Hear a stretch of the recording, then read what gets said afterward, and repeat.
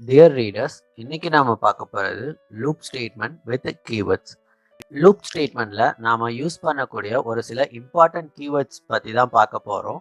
3 simple keywords இருக்கு. ஒன்னு pass, second one break, third one continue. இந்த மூணு keywordsஐயும் எப்படி எஃபெக்டிவா ப்ரோக்ராம்ல யூஸ் பண்ணலாம் அப்படிங்கறத சின்ன சின்ன எக்ஸாம்பிள்ஸ் மூலமா பார்த்தலாம் வாங்க. இந்த வீடியோ கண்டினியூ பண்றதுக்கு முன்னாடி லூப் ஸ்டேட்மெண்ட் பத்தி டீடைலா ஒரு வீடியோ பண்ணிருக்கோம். அதை பார்த்துட்டு இதை கண்டினியூ பண்ணுங்க. உங்களுக்கு லூப் தெரியும் அப்படின்னா இந்த வீடியோவை கண்டினியூ பண்ணுங்க.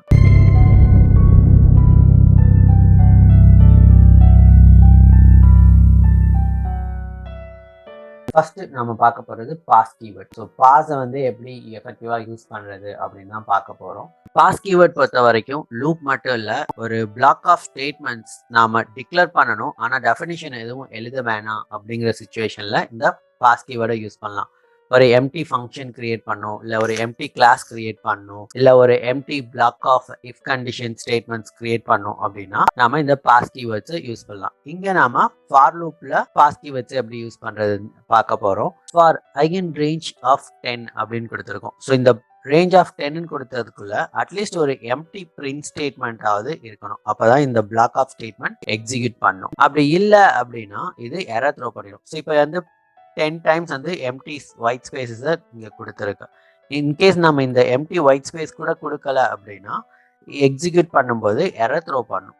இங்க பார்த்தோம்னா இண்டென்டேஷன் எரர் த்ரோ பண்ணுது. ஏன்னா இது அட்லீஸ்ட் ஒரு ஸ்டேட்மெண்ட்டை எக்ஸ்பெக்ட் பண்ணும். பைத்தான் இன்டர்பிரட்டர் இந்த ஃபார் லூப் பிளாக்குக்கு அட்லீஸ்ட் ஒரு சிம்பிள் ஸ்டேட்மெண்ட்டாவது எக்ஸ்பெக்ட் பண்ணும். பிரிண்ட்னு இல்லை, நீங்க எந்த விதமான ஸ்டேட்மெண்ட்ஸ் வேணாலும் பாஸ் பண்ணலாம். அட்லீஸ்ட் ஒரு ஸ்டேட்மெண்ட்டாவது கண்டிப்பா இருக்கணும். அதுக்கு தான் நம்ம லாஸ்டா கொடுத்துருந்தோம் பிரிண்ட், எம்டி பிரிண்ட் ஸ்டேட்மெண்ட். ஆனா இதுல என்ன டிஸ்அட்வான்டேஜ் அப்படின்னா 10 அன்னெசரி எம்டி லைன்ஸ் இங்க ஜென்ரேட் பண்ணுது.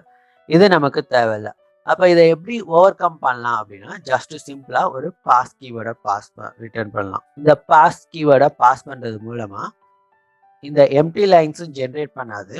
ஜஸ்ட் நாம டிக்ளேர் மட்டும் பண்ணலாம். ஆனா டெஃபினிஷனை லேட்டரா எப்ப வேணுமோ நாம அப்ப இதுக்கு எழுதிக்கலாம். அதாவது நம்ம பெரிய ப்ரோக்ராம் போயிட்டு இருக்கும்போது எனக்கு இந்த இடத்துல ஒரு 10 டைம்ஸ் ஒரு லூப் ஆஃப் ஸ்டேட்மெண்ட்ஸ் எக்ஸிக்யூட் பண்ணணும். ஆனா அதுக்கு என்ன ஸ்டேட்மெண்ட்ஸ் வரணும்னு எனக்கு இப்போதைக்கு ஐடியா இல்லை. அதை லேட்டா டிசைட் பண்ணோம் அப்படின்னா அந்த மாதிரியான சுச்சுவேஷன்ல நாம இந்த பாஸ் கீவேர்டை யூஸ் பண்ணிக்கலாம். லூப்போட ஃபங்க்ஷன்ஸ்லாம் நாம கிரியேட் பண்ணும்போது எனக்கு ஃபங்க்ஷனோட நேம் டிக்ளேர் பண்ணணும். ஆனா அதுக்கான டெஃபினிஷன் என்னன்னு தெரியல, அதோட டெஃபினிஷனை நான் லேட்டரா எழுதிக்கிறேன் அப்படிங்கிற மாதிரியான சுச்சுவேஷன்ல இந்த பாஸ் கீவேர்ட் ரொம்ப ரொம்ப எஃபெக்டிவா யூஸ் ஆகும். இப்போ பாஸ் கீவேர்ட் கொடுத்துருக்கனால இந்த இடத்துல பார்த்தோம்னா எம்டி லைன்ஸ்லாம் இல்லை, ஜஸ்ட் தேங்க்ஸ் மெசேஜ் வந்துருச்சு. இண்டென்டேஷன் எரர் த்ரோ பண்ணல. நமக்கு இந்த மாதிரி அன்எக்ஸ்பெக்டட் எரர்ஸ் எல்லாத்தையும் அவாய்ட் பண்ணி எக்ஸ்பெக்டட் ரிசல்ட்டை ரிட்டர்ன் பண்ணும். செகண்டா பார்க்க போறது பிரேக் கீவேர்ட். பிரேக் அப்படிங்கிறத பொறுத்த வரைக்கும் ஒரு லூப் எக்ஸிக்யூட் ஆகிட்டு இருக்கு அப்படின்னா அதை நான் ஸ்டாப் பண்ணிட்டு வெளில போகணும், அந்த லூப்பை விட்டு வெளியில போகணுங்கிற மாதிரியான சுச்சுவேஷன்ல இந்த பிரேக் கீவேர்டை யூஸ் பண்ணிக்கலாம். ஃபார் எக்ஸாம்பிள் இங்க ரேஞ்ச் வேல்யூ 1 to 10 எடுத்திருக்கோம். ஸோ இந்த லூப் ஐட்ரேஷன் எக்ஸிக்யூட் ஆக வேண்டியது 1 to 9, 1 2 3 4 5 6 7 8 9 அப்படின்னு 9 டைம்ஸ் இந்த ஐட்ரேஷன் எக்ஸிக்யூட் ஆகணும். ஆனா இங்க ஒரு இஃப் கண்டிஷன் கொடுத்துருக்கோம். இந்த கண்டிஷன் என்னன்னா I modulus 3 equal to 0.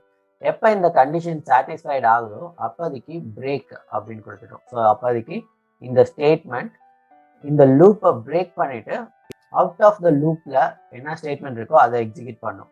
So out of the லூப்ல ஜஸ்ட் தேங்க்ஸ்னு ஒரே ஒரு மெசேஜ் வச்சிருக்கோம், அதை மட்டும் பிரிண்ட் பண்ணும். அப்போ இன்சைட் லூப்ல என்ன எக்ஸிக்யூட் பண்ணோம் அப்படின்னா நம்ம ரேஞ்ச் 1ல இருந்து ஸ்டார்ட் பண்றோம். 1 மாடுலஸ் 3 அப்படிங்கும்போது மாடுலஸ் என்ன ரிட்டர்ன் பண்ணும்? 1, அதாவது ரிமைண்டரை ரிட்டர்ன் பண்ணும். மாடுலஸ் ஆப்ரேட்டர் நமக்கு இங்க ரிமைண்டரை ரிட்டர்ன் பண்ண போகுது. 1 மாடுலஸ் 3 அப்படின்னா 1 அப்படிங்கிறது நமக்கு ரிட்டர்ன் அவுட் கிடைக்கும். So 1 equal to 0 condition falls. அதனால இந்த இஃப் கண்டிஷன் எக்ஸிக்யூட் ஆகாது. பிரிண்ட் ஆஃப் ஐ, ஐயோட வேல்யூ என்ன? 1, அது பிரிண்ட் ஆகும். செகண்ட் ஐட்ரேஷன் 2 அப்படின்னு வரும். ஸோ 2 மாடுலஸ் 3 அப்படிங்கும்போது 2ஓட வேல்யூ ரிமைண்டரா 2ங்கிறது அவுட்புட்டாக கிடைக்க போகுது. ஸோ 2 ஈக்குவல் டு 0 அப்படிங்கிறது கண்டிஷன் அகெயின் ஃபால்ஸ். மறுபடியும் பிரிண்ட் ஆஃப் ஐ, ஐயோட வேல்யூ 2 பிரிண்ட் ஆயிருச்சு. தேர்ட் ஐட்ரேஷன் 3 மாடுலஸ் 3 அப்படிங்கும்போது remainder 0. So 0 equal to 0 condition true. Loop உள்ள இந்த பிளாக் ஆஃப் ஸ்டேட்மெண்ட்ஸ்குள்ள போகும். ட்ரூ ஸ்டேட்மெண்ட்குள்ள போகுது. ட்ரூ ஸ்டேட்மெண்ட்ல பிரேக்னு இருக்கு. ஸோ லூப்பை பிரேக் பண்ணிட்டு வெளியில் வந்துடும். இங்கே தேங்க்ஸ்னு ஒரே ஒரு மெசேஜ் வச்சுருக்கோம், அது மட்டும் இங்கே பிரிண்ட் ஆகுது. இன்கேஸ் இன்ஸ்ட் ஆஃப் 3 5ன்னு இருக்குன்னா 3 4 அதுவும் அவுட்புட்டாக கிடைக்கும். ஃபிஃப்த் வேல்யூவில் 5 மாடுலஸ் 5 0 அந்த சுச்சுவேஷனில் கண்டிஷன் ப்ரூவ் ஆகிட்டு லூப்பை பிரேக் பண்ணும். ஸோ பேஸ்ட் ஆன் இங்கே என்ன கண்டிஷன் கொடுக்குறோமோ அதை பேஸ் பண்ணி இந்த லூப் எக்ஸிக்யூட் ஆக போகுது. இதே சுச்சுவேஷனில் பிரேக் அப்படிங்கிற கீவேர்டுக்கு பதிலாக கண்டினியூ கீவேர்டை நாம் அப்ளை பண்ண போகிறோம். கண்டினியூ அப்படிங்கிறது ஸ்கிப், அந்த இடத்துல மட்டும் ஸ்கிப் பண்ணிக்கும். மிச்சபடி லூப்பை வந்து நெக்ஸ்ட் ஐட்ரேஷனுக்கு கண்டினியூ பண்ண ஸ்டார்ட் பண்ணிடும். ஃபார் எக்ஸாம்பிள் இப்போ அதே எக்ஸாம்பிள் தான் எடுத்திருக்கோம். ஸோ 1லேருந்து ஸ்டார்ட் பண்ணி 9 வரைக்கும் எக்ஸிக்யூட் பண்ண போது 9 டைம்ஸ் இந்த ஐட்ரேஷன் எக்ஸிக்யூட் ஆகணும்.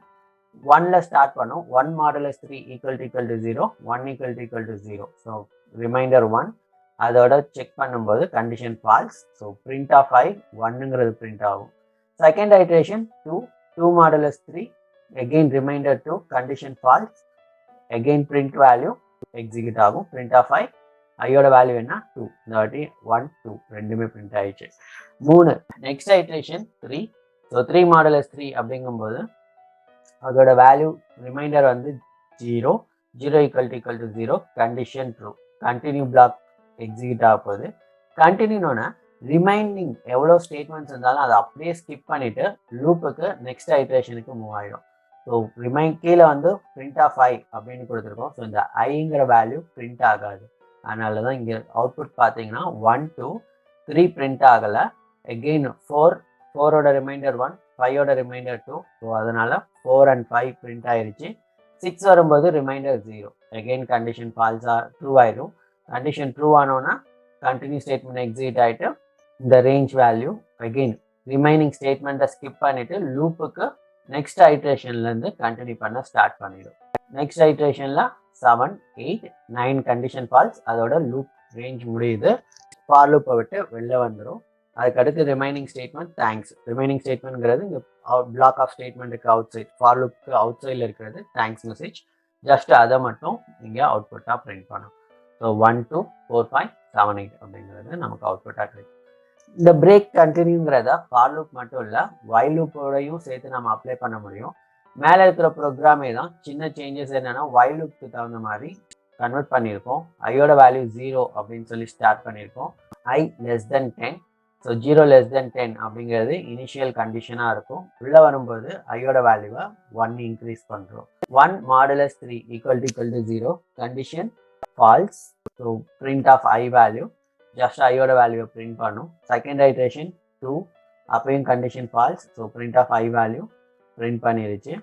அதுக்கு நெக்ஸ்ட் ஐட்ரேஷனில் 3.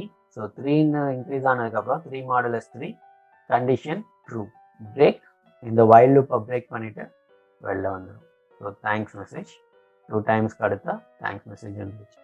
இதே சுச்சுவேஷனில் இன்கேஸ் கண்டினியூ இருந்துச்சு அப்படின்னா சேம் ஃபார் லூப்பில் என்ன அவுட்புட் கிடச்சிச்சோ அதே தான் 1 2 4 5 7 8 அந்த ரிசல்ட் நமக்கு கிடைக்கும். ஸோ 1 2 3 பிரிண்ட் ஆகாது.